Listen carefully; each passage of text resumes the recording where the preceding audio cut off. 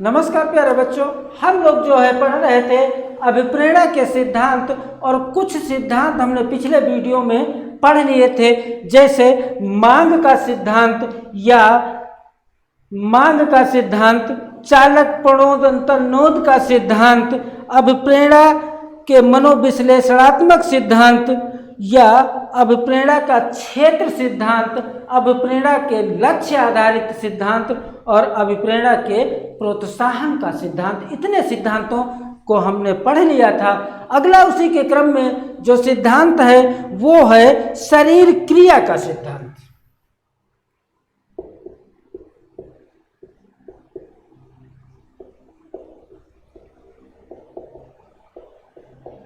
शरीर क्रिया का सिद्धांत, और इस सिद्धांत का प्रतिपादन मार्गन ने किया।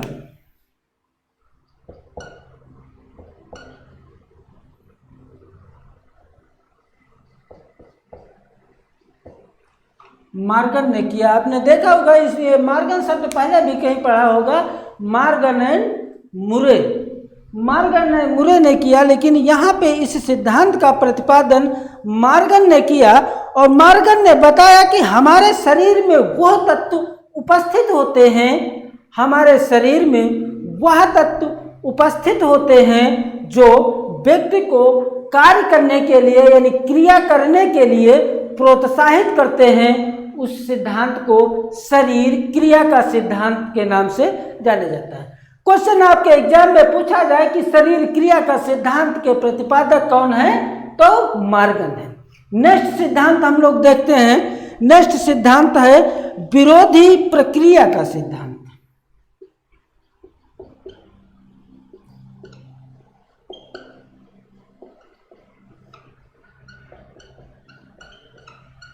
विरोधी प्रक्रिया का सिद्धांत, और इस सिद्धांत के प्रतिपादक कौन है, तो सोलेमन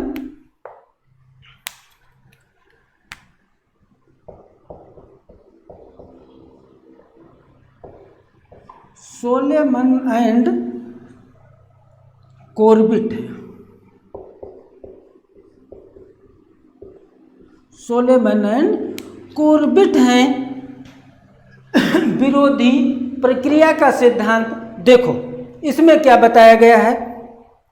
इसमें बताया गया है कि जो है व्यक्ति में दो विरोधी भावनाएं कार्य करती हैं, क्योंकि कोई भी व्यक्ति सुख की प्राप्ति करना चाहता है।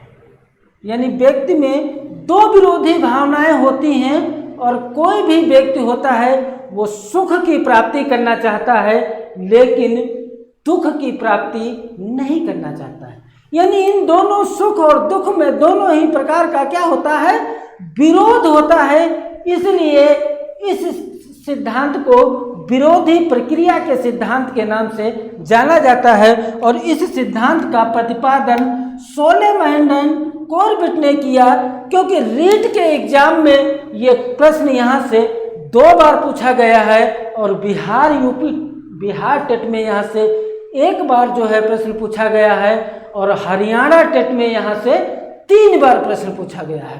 इसलिए यूपी टेट में यहाँ से प्रश्न नहीं अभी तक बना है, लेकिन आप पढ़ रहे हैं तो इसको 1 बार पढ़ ही लीजिए, जिससे आपको ये बार बार ना पढ़ना पड़े, क्योंकि हो सकता है यूपी टेट में अगली बार प्रश्न यहाँ से बन जाए। इसलिए पूछा जाए कि विरोधी प्रक्रिया का सिद्धांत किसने दिया, तो सोलेमन एंड कॉर्बेट ने दिया। नेक्स्ट जो सिद्धांत है वो है सक्रियता का सिद्धांत।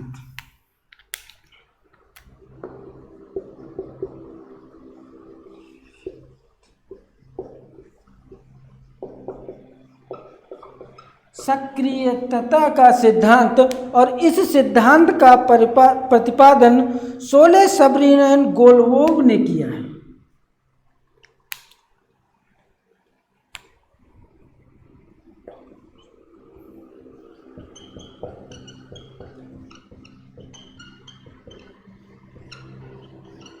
सोले सबरीन मेलगोव ने किया। मेलगोव ने किया। देखो इस सिद्धांत में क्या होता है? इस सिद्धांत में यह होता है कि यह सिद्धांत कहता है कि यदि आपके व्यवहार में दक्षता है, यदि व्यक्ति के व्यवहार में दक्षता है तो यह व्यवहार करने में आपको सक्रिय रहता है। और अगर व्यक्ति के व्यवहार में दक्षता नहीं है तो वो प्रत्येक व्यक्ति से व्यवहार करने में दक्षता नहीं रख सकता है। इसलिए आपसे ज़्यादा डिटेल नहीं पूछा जाता है सक्रियता का सिद्धांत किसने दिया? तो सोरेल सबरी ने या मेलगोव ने किया। इसी के क्रम में नेक्स्ट सिद्धांत देखिए। नेक्स्ट सिद्धांत है संतुलन धैर्य का सिद्धांत।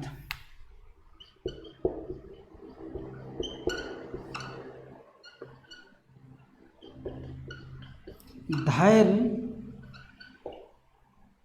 का सिद्धांत, संतुलन धैर्य का सिद्धांत।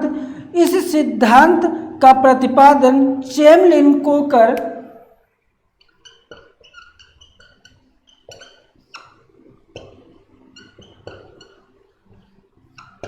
And Apple, Chamlin Coker and Apple ने किया। इस सिद्धांत का प्रतिपादन एप्पल ने बताया कि यदि व्यक्ति व्यवहार में किसी भी कार्य को करने के लिए संतुलन का भाव है तो व्यक्ति वह कार्य कर लेगा। यानी व्यक्ति के व्यवहार में अगर जो संतुलन का भाव है तो वो व्यक्ति उस कार्य को कर लेगा, और अगर जो उसके व्यवहार में संतुलन का भाव नहीं है तो वो व्यक्ति वो जो है कार्य नहीं कर पाएगा। अगला सिद्धांत है हेनरी एंड मरे का अभिप्रेरणा का सिद्धांत। हेनरी एंड मरे का अभिप्रेरणा का सिद्धांत देखो।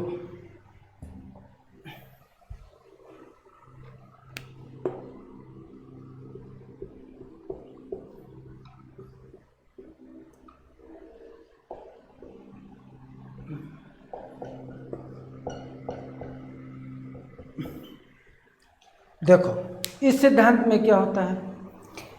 इस सिद्धांत में आवश्यकता, यह सिद्धांत आवश्यकता के सिद्धांत से जुड़ा है। किस सिद्धांत से जुड़ा है? तो आवश्यकता के सिद्धांत से जुड़ा है। मरे ने आवश्यकता का संप्रत्यय मानवीय व्यवहार की व्याख्या करने के लिए किया है। किससे किया है? तो मानवीय व्यवहार की व्याख्या करने के लिए किया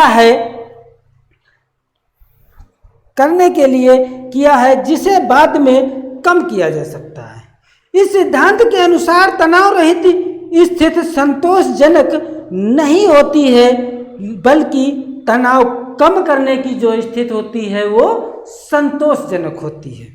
इस सिद्धांत में हेनरी ने अनेक प्रकार की एक लंबी जो है तंत्रिका प्रस्तुत की है, जिसमें 123 शब्दों का उल्लेख है। 123 शब्द यहाँ बोर्ड पर मेंशन करना तो संभव नहीं है, लेकिन हम कुछ शब्दों की यहाँ पे चर्चा करेंगे, जैसे अपमान, निष्पत्ति। देखो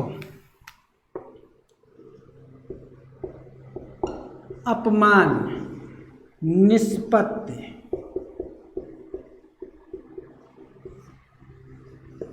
अपमान, निष्पत्ति, अधिग्रहण,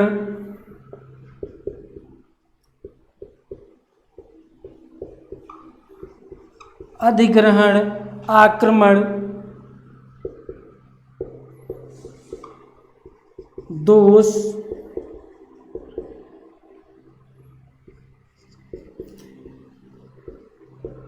तनाव,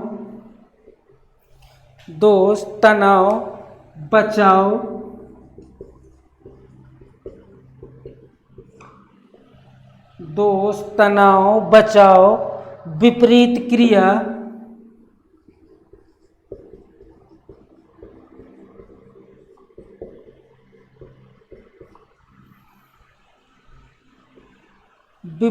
क्रिया, संगठन, प्रदर्शन,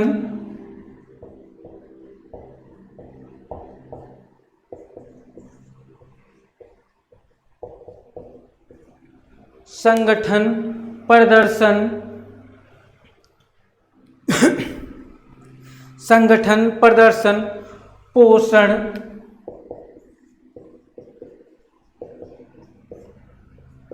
खेल,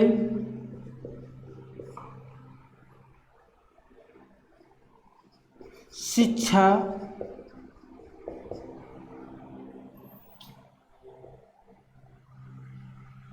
अपमान, निष्पत्ति, अधिग्रहण, आक्रमण, दोष, तनाव, बचाव, विपरीत क्रिया, संगठन प्रदर्शन पोषण, खेल, शिक्षा, व्यवस्था, परित्याग,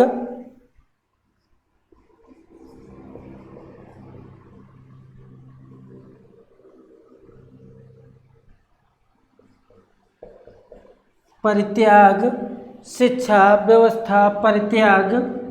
आगे देखो, परित्याग, धारण,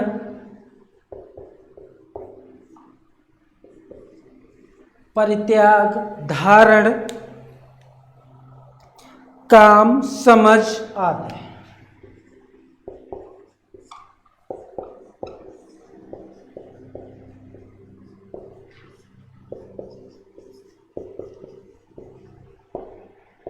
चिंता,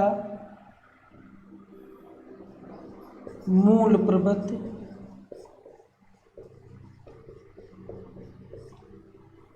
आदि। ये महत्वपूर्ण शब्द हैं। इनकी जो है हेनरी एंड मर्रे ने इस सिद्धांत का प्रतिपादन किया और अपने सिद्धांत में जो है इन्होंने एक लंबी श्रृंखला बनाई, लंबी श्रेणी बनाई और उसी के अनुसार जो है इतने शब्दों की हम लोग यहाँ पे चर्चा किए हैं। मैं आपको उम्मीद के साथ और विश्वास के साथ ये जो है बिल्कुल अवगत कराना चाहता हूँ कि जो है यहाँ से UP TET, C TET, super TET और शिक्षक भर्ती में एक प्रश्न जरूर बनता है, निश्चित बनता है। इसलिए आप इसे आप भी पढ़ें, अपने मित्रों को भी पढ़ाएं और वीडियो अच्छा लगे तो इसे अपने मित्रों को या दोस्तों को लाइक, शेयर व सब्सक्राइब अवश्य करें, क्योंकि इस लॉकडाउन में ऑफलाइन क्लास तो बंद है। जैसे हो सकता है, जितना हो सकता है उतना हम लोग जो है ऑनलाइन ही आपको पढ़ाने का प्रयास करते हैं और बेहतर से बेहतर आपको समझाने का प्रयास करते हैं।